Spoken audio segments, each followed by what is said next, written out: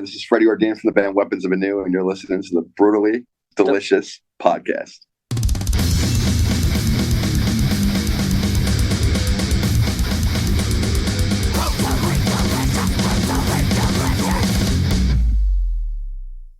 Man, I appreciate you taking time to join me. Oh, no problem. Are we live, or do you go back and edit? No, I'm going to go back and edit. Okay, cool. I do like one day a month, and then I put a whole bunch in the can, and then I have enough stuff for. And I usually have a partner, but she had something come up, so you got just me today. Oh, good. So anyway, let's talk about Weapons Anew. Love the song, love Break the Ties for sure, love the video. But for those not familiar with you guys, can you give us like the 2-sentence elevator pitch? Go ahead. 2-sentence. Man, you're really boxing me in. We are cool. Buy our shit. We like the rock and roll. We are from up north, but we are now down south. Where are you from up north? New York. New York originally. Oh, me too. Where from? I grew up in the Bronx. Westchester. Okay, I'm from Long Island. Nobody's perfect, dude. I can hear it as you talk. Can I give the guest the finger? No problem, buddy. No problem. It's That's fine. how we say hello in New York. Right. We're like old friends now. Yeah. Right.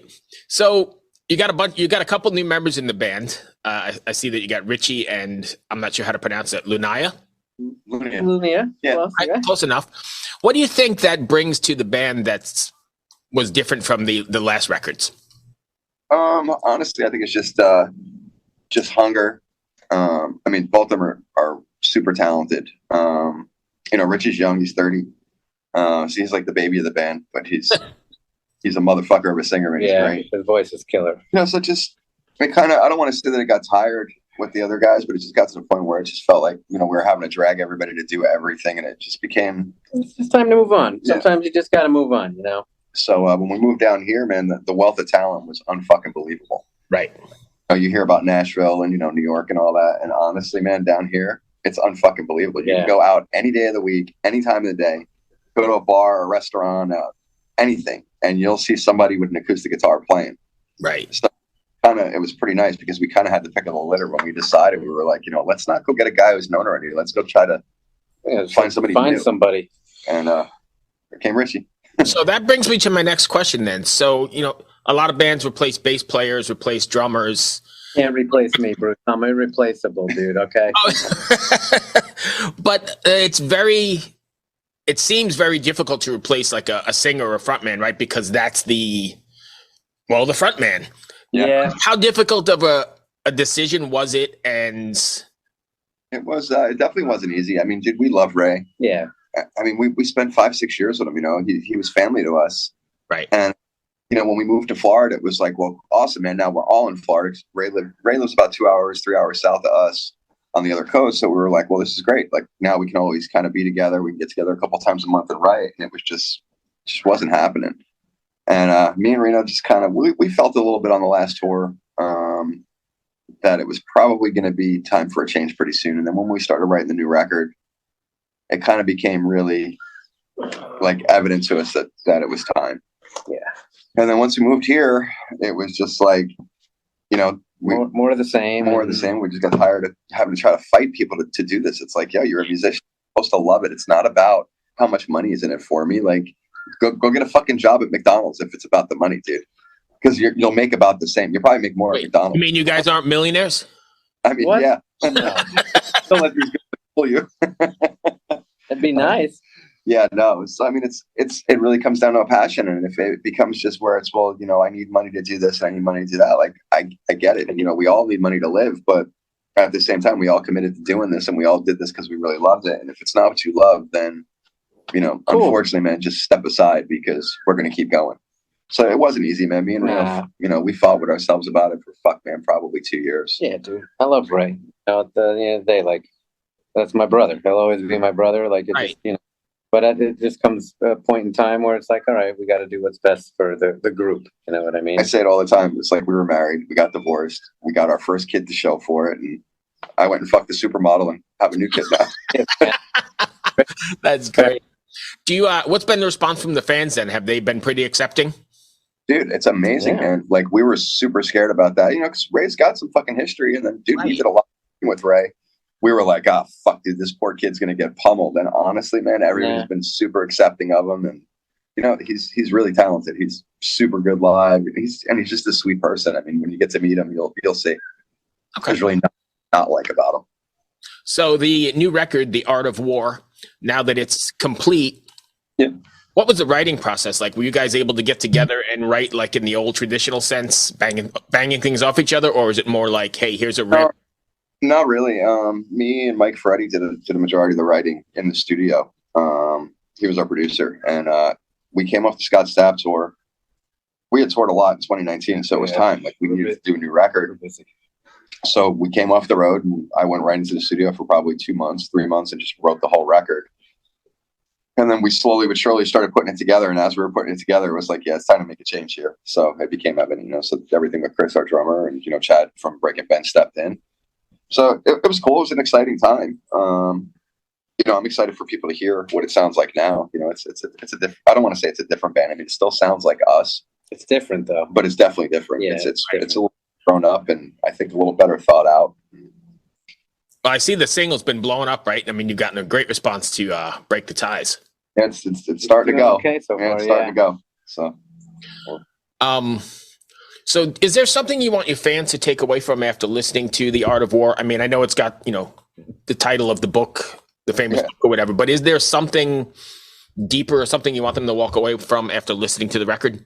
I mean, once they listen to the record, it's almost like they're sitting in our living room with us. Yeah, you'll get it. You'll get it. It's shit that we've all been through for the past, you know, since 2017, you know, so it was 5 years of touring and being a band and writing and life experience and getting divorces and moving and, you know, all the shit. So I think people are going to connect with it. It's crazy, you know, certain people connect with certain songs, and it's, you know, and I'll never tell them they're wrong or they're right or whatever. It's just interpretation and how they connect with it. It's fucking hear that from somebody, whether that's what I'm talking about or not. It's kind of cool to see their take on it. Right. So when fans connect with it, I mean, I guess that's the ultimate takeaway, but do you have a good story of how it has affected somebody? Has somebody come to you after a show or sent you an email, said, hey, I listened to, I don't know, Break the Ties or whatever the song is, and it's touched me? We haven't been touring enough yet, but so when we get our fucking asses back on the road, you know, we get a decent amount of emails and stuff like that. And it's been pretty positive. The response, the response is definitely. So I'm just going through your bio that Shauna sent over. How did Logan Matter get involved? Because he's been on the show a couple times, and Logan's awesome. We taught him how to speak New York, actually, while we were in because, you know, Logan, he's so kind of chill in just California. We were out on tour together. He was in another band. We were out doing some Metal Legion shows in 2019, and Logan was filling and playing guitar for this other band. And him and I just started talking. We totally connected. We're both metalheads. We both like to kind of have that fucking swing. Right. Lo knows how to swing, dude. That motherfucker's he can groove. Oh yeah. So we were kind of trying to decide who we wanted to produce the new record. So we invited a couple of guys out. So Logan came out to New York for 2 weeks, and honestly, he was my choice. It's really who I wanted to work with, but the Machine Head reunion tour had come up, so just the timing wasn't there. So we got lucky, man. We got Break the Ties right out of us.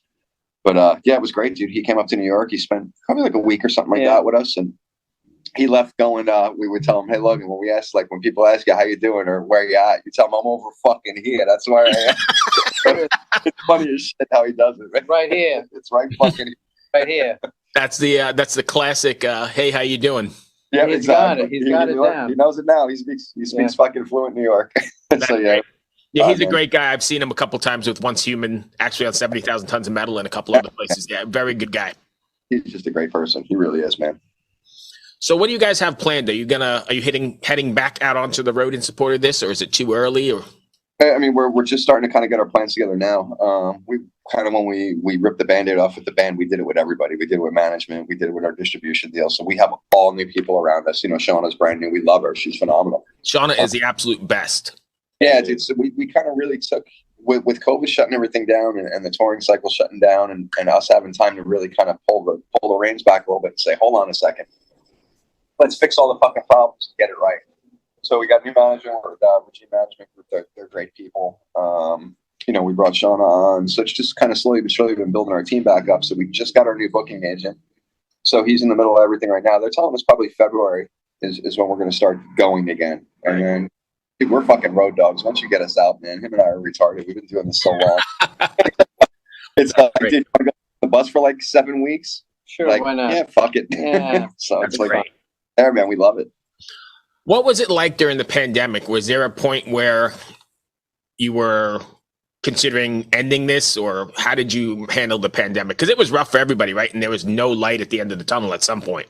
Hiatus. Yeah, it's fucked up. You know, that's the best way to put it. It's like, oh, there's no end in sight. Is there going to be an end? Like, you know, we could just do like shit that no one sees, and you know, do shit on our end, and then clean house and get our shit together and fucking, you know, move 1,200 miles away from home.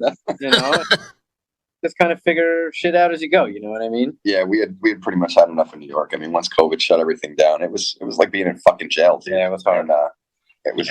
I houses down in Florida for years, so I said to him, "Man, I'm really thinking about this. Like, is it time to go?" And both of us fucking were like, "Yeah, let's do it, man." You guys went from the exact polar opposites, right? You went from Cuomo or Hochul or whoever was up there when you were there, all the way to DeSantis, who's like the wild fucking West, right? Oh, dude, and that's what I would tell all my friends. I'm like, dude, it's like the Wild West. Like, bro, I can carry a fucking gun. It's awesome. Like, it's right. No mask and carry a gun, right? Do whatever you want. Yeah, I can go to a bar and have a drink, even a fucking cheeseburger. It was, dude, it was amazing. There's people, I see them. Yeah, so we had done a couple of one-off shows down here, just kind of starting to figure out the area, and it was like fucking people would come out to fucking shows, and people would come hang out, and it was like, wow, man, this is pretty badass. Yeah. So we talked about it for about, I don't know, 2 hours. It was like, dude, are we gonna do this? And it was like, yeah, why not? Fuck it, let's go. What's the worst thing that happens? We pack up and go back to New York in 2 years? No, we're going back. We're here, man. We love it. Well, you've got Ybor City and the crazy, death metal scene that grew up out of there, and you've got Morris Sound and all those great places down there. Yeah, I mean, it's crazy. It's so diverse down here, and people don't really segregate. Like, if there's a lot of guys that are into like the country rock thing, but it kind of falls into the active rock thing. It's kind of getting like this mishmashy kind of thing going on, where it's like rap and country and rock, and it can kind of all fit in together. So it's kind of cool, whereas New York, it was like, if you're a rock band, you're a rock band. If you're, it's so not like that down here. If it's cool music and people can go out and shake their ass to it, it's all good. They're coming out to your fucking show to hang out. Right. Hey, so if you grew up in the Bronx, did you grow up going to Lemoore? I did. Well, I didn't get to the original Lemoores. I wound up playing Lemoores with my old band. We were on tour with Manowar. I played there. So that was probably like 2002. In like Lemoore East or something? Yeah. It was cool. It was all right. I mean, I grew up going to Limelight and Studio One in New York.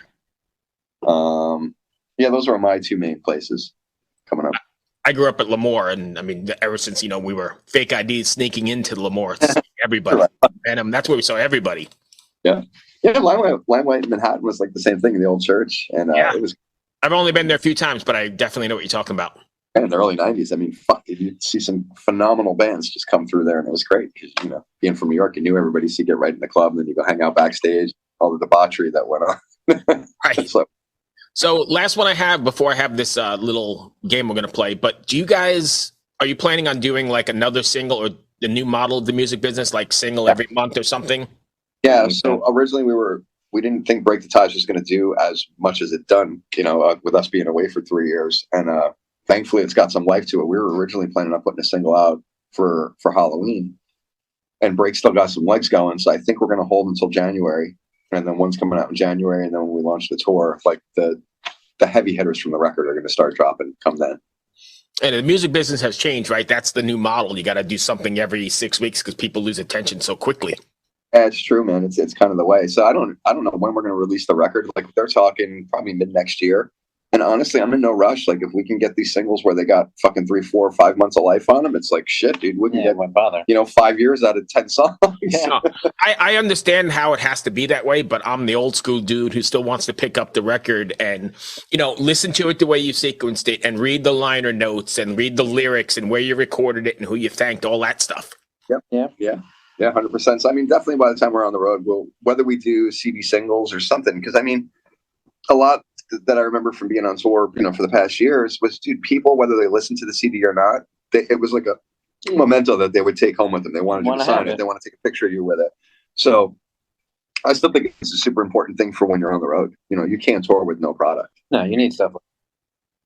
No, I agree. And like I said, I'm old school. I think the young kids are missing something because that was a whole ritual, right? You save your paper route money and go to the record store on a Tuesday and buy the new Metallica record or whatever. Album to come out and shit like that. Shit, yeah, dude. I mean, we all remember, like, we remember that stuff. Unfortunately, right? Yeah, I think it's kind of just. I don't want to say it's been taken for granted, but it's just like background noise nowadays. You know, people are so different. There's nothing to get excited about anymore. Like, it's not like a big build to everybody anymore. Everybody with a fucking Instagram's a rock star nowadays. So how do you compete? And attention span is horrible. I know, bro. That's what we should do.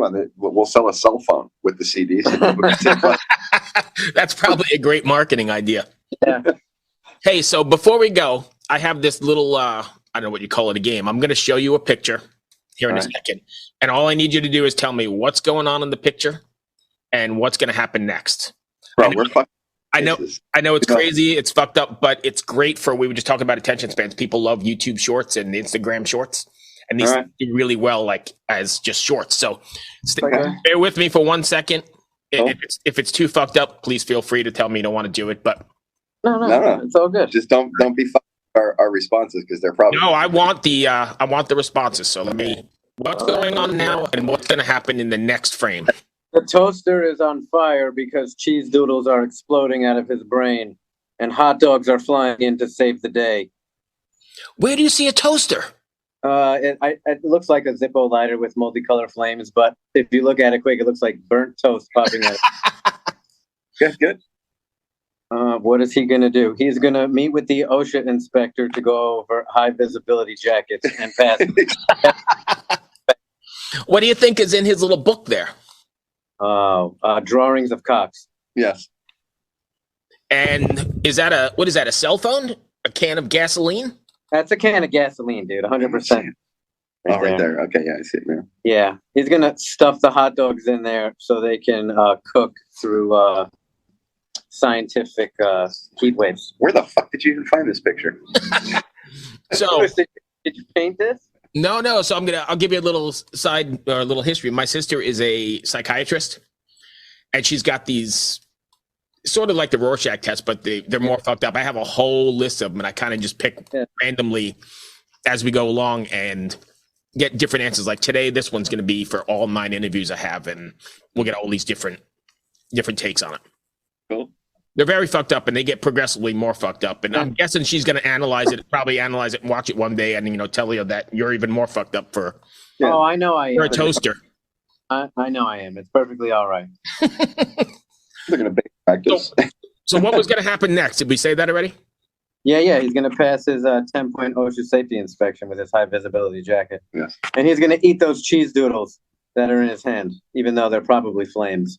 Cheese doodles and a toaster. I don't even see anything you're seeing, dude. That shit either, dude. You got good glasses or something. No. Scratching fucking glass. Well, cool. That will do that one for sure. And so what's next for you guys then? If I know you're working on a single, what do you got until February? Working on new music or? Yeah, get the new single out probably, right after the holidays. New videos dropping at the same time. So that's what we're trying to do. We're trying to do a video for every single that we're doing. And that's it, man. Fucking pack our bags and hopefully get on the road. That'd be great. What's it like to be back on the road after being off for so long? The same. I mean, I don't know. We haven't been on the road. A couple of one-offs. We've been to California, Texas, Colorado, and stuff like that. But it's like fly in and fly out. So we really don't get like the full extent of the bus smells like fucking burnt up cheese doodles. And but you're ready to roll. Yeah, we're ready to go. Yeah. Easy peasy lemon squeezy, bro. Awesome. That is all I have. I hope I wasn't too fucked up. And did I miss anything you want to cover? Huh? Did I miss anything you might want to cover? Oh, but if you want to send me those other 9 pictures just as a side thing, I'll work on them and get back to you. No problem. Hang on. If you want, we got a minute here. Let me see if I can. Give me 1 second. One you think is the most fucked up, bro? Oh, I've got a really fucked up one that I didn't use. Go, Bruce. I'm in. These doodles and toaster. Don't worry. This one's going to be better. All right. So now you get the hint. Let me just get it off my drive here. Hold on one What's second. Notebook? It might not be. The most fucked up, you say, huh? Yeah, Bruce. What? Thrill me. All right. Hang on 1 second. Sorry, I know this is probably. Oh, okay. I'm gonna go with this one. He's like, oh, I got it. I do. All right, let's see if I can figure out how to share this real quick. All right, well, there's fucking sun. What do you want me to do? I can't really do anything about it. We're getting the reflection off the fucking window. By the way, this will all be edited, so don't worry about it. Brizzy, I don't care. It's fine. All right, let me just drag it to my desktop if I can figure out how to do that real quick. Yeah, the juicy tidbits. This one is kind of. Flash a big naked picture. Yeah. Shit, wrong picture. God damn it. Dudes, I apologize. Sit tight. Mm-hmm. All right. Share screen. Don't you love technology? Yeah. Well, sometimes it's all right, and sometimes it's beyond me. I hear you, bro. Sorry. That's okay. Share screen. All right, I know how to do this.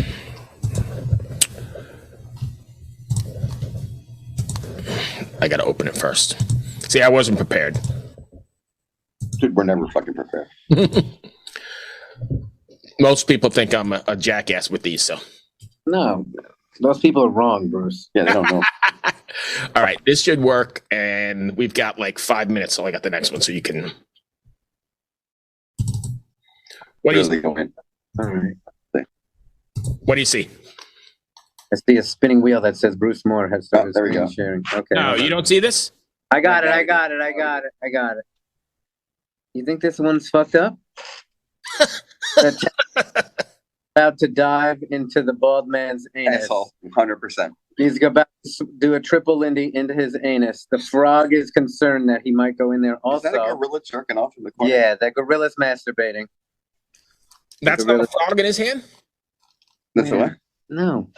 What he says in his hand? Oh, it might be a frog. He's gonna stick the frog into his urethra. He enjoys urethral sounding with amphibians in the jungle. That's a leaf or something. And of course, it's metal. Yeah, of course it's metal. They're blaming metal on all of this anal probing. Yeah, that's not cool because you know the guy's got a mom tattoo. Maybe he thinks his mom is in that guy's ass. He's saving her. Yeah. All I know is that dude, that bald dude with the glasses, he's fucked, dude, because my man... He's running for his life. Yeah. He's salivating over that fucking... So what's going to happen, though, is the gorilla's going to come out of the yellow thing and pound his ass. Oh, yeah. Oh, it's going to be like a chain? The gorilla's going to run a train on everybody. Yeah. Nah, you don't. I mean, think about it, dude. He's about to get it. Think about how diesel gorillas are, and they don't even work out. Like... Imagine if gorillas knew about bench press and shit. Like, we'd be fucking done, dude. I think silverbacks are pretty aggressive and strong anyway, right? Yeah, that's what I'm saying. Like, imagine they did, like, fucking skull crushers and Schwarzeneggers and fucking, like, dips and shit. Yeah, dude, we'd be done. Like, they break out of the zoo, forget about it. They don't need guns. They'll beat the shit out of everybody. That's it. What we got. Well, thank you for playing along. I know that was probably very different from most interviews you do, but we like to keep it a little bit different. And... Yeah, that's great. Thanks for watching Anal Probing. Yeah. We support gorillas. Thank you, my friends. Hope that wasn't too bad. No, dude, fucking killer. Like to have a few laughs along the way. So good luck with the record. Hopefully we'll see you maybe on tour this way. Hell yeah, man. Great. All right. Be well, my friends. Take care. Bye. Yeah. I've never spoken of. Hello out there. Yes, hello out there, everyone. I'm Hal Schwartz. And I'm Flynn McLean. Together we host None But the Brave, a podcast dedicated to the music and career of Bruce Springsteen. Bruce and E Street Band are on tour right now for the first time in 6 years, and we're taking a detailed look at what's happening on stage in our bi-weekly episodes. We've also been recently joined by some very exciting guests, including rock journalist Warren Zanes and Stephen Hayden, Backstreet's Magazine founder Charles Cross, and Barstool's Kirk Minahan. If you're a diehard Springsteen fan, this is the show for you. So please subscribe to None But the Brave on your favorite podcasting platform, and we hope to see you further on up the road. Thank you so much. We'll be seeing you.